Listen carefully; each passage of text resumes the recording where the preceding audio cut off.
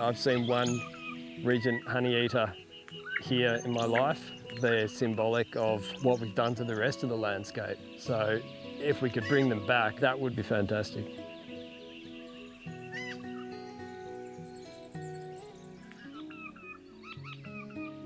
The Regent honeyeater is a beautiful, patterned, really unique bird. And they used to inhabit a huge range across Australia, all the way down on the east coast to Melbourne. And that habitat that they used to forage over is more or less disappeared from Australia due to industrial agriculture and land clearing that's associated with that. To save a bird like the Regent honeyeater, which forages over such a huge area, also requires landscape scale responses. So the Bush for Birds project works over a really large area of northeast Victoria and ties in a wide range of partners in order to deliver it. The Bush for Birds project gave us the funds to purchase 200 trees to plant around the place. We plant a variety of understory species and some eucalypts as well.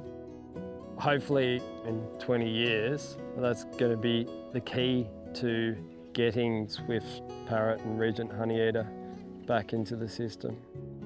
So much of the land is owned privately. So if these areas weren't maintained for conservation, it would just put a lot more pressure on the species that are just surviving in the national parks. And I think sustainability and productivity go hand in hand together. We're seeing more and more action taken by private landowners like Michael and like others that are in the Bush for Birds project to conserve species that are on the brink like the Regent. I don't think there's any way that we can ignore what's happening any longer. All these species declines, these systems that are just falling to pieces around us. The grassy woodlands as a whole, over 95% of those have been removed in this landscape, and then over 80% of what's left is on private land. So it's really important that for sites like this, that we're doing our bit to maintain these quality patches of vegetation. We've got 33 different landholders underneath the project that all have 10-year management agreements. We're putting on 6 new conservation covenants, all things that are basically aimed at maintaining quality remnant vegetation and trying to restore the habitat across the northeast. Whilst the Regent and the swift parrot are the focal species of the project, all the woodland birds are going to benefit from the work that's being done, as well as the mammals that rely on these systems, the reptiles that rely on these systems. You can do a lot of work to protect woodland areas and to rehabilitate the habitat, but if we don't have the birds around that can come back in, then there's something sad about that habitat. And I think we need to give our critically endangered birds like Regent honeyeaters and swift parrots, we need to give them a chance to actually survive while we rehabilitate and rejuvenate the landscape.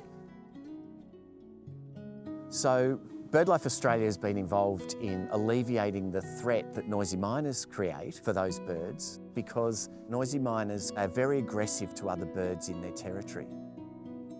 So when you get this superabundance of noisy miners in an area, in a reduced area of habitat, they will just attack any other bird to drive it out of their territory.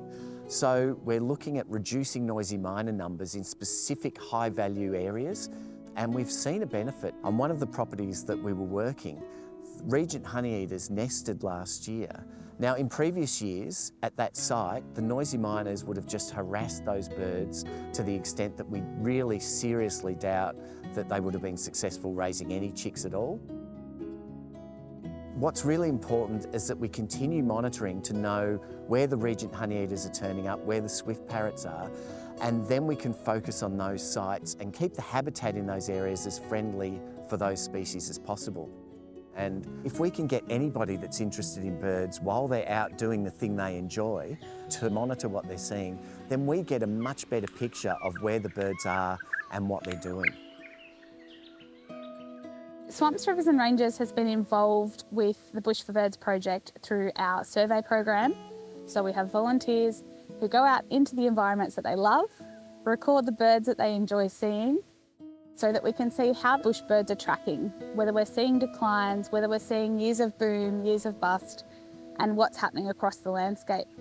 The other thing that long-term monitoring can give us is it can help inform our on-ground actions so that we can protect birds in the long term and we don't end up with more critically endangered species. And you give ownership back to the people who are living in the ecosystems because they know how the bush around them works. Regent honeyeaters really need habitat to help them survive, and the more habitat, the better, because they're stunning birds, they're beautiful. We've got National Park to the south and the north, and we're part of that corridor and linkage. So with the Bush for Birds program, we've revegetated some open areas to keep that linkage going. The whole place is slowly but surely becoming revegetated, and it's amazing when you stand in a spot like this and you look around and there's trees everywhere and you know that you actually brought that about. Because it's a real contribution to Australia that people who own land like this can make.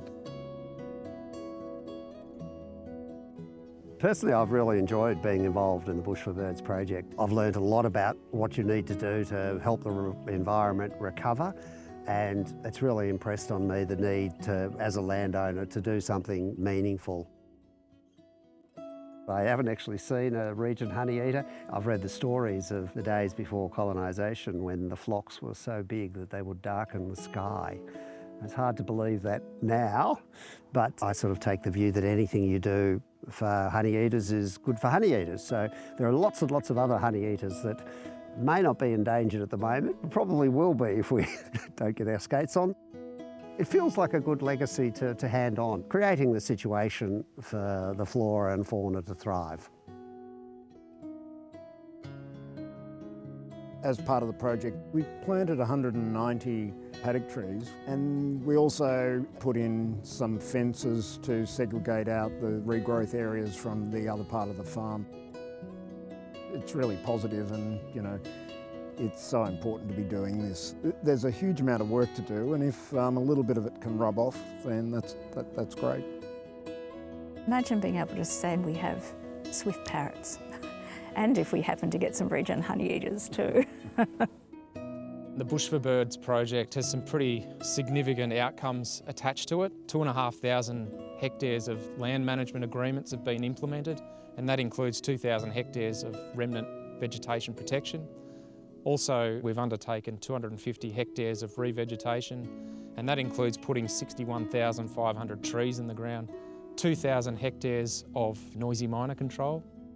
But it's really important that the gains that we've made so far as part of the project continue in the next 5 years, the next 10 years, the next 20 years. Without these actions, not just the Regent honeyeater, but also the swift parrot is certainly going to disappear, and that's something that we must try and avoid at all costs. And I want them to be there for my kids as well. I want my kids to be able to look up in the trees and see those birds being part of the landscape.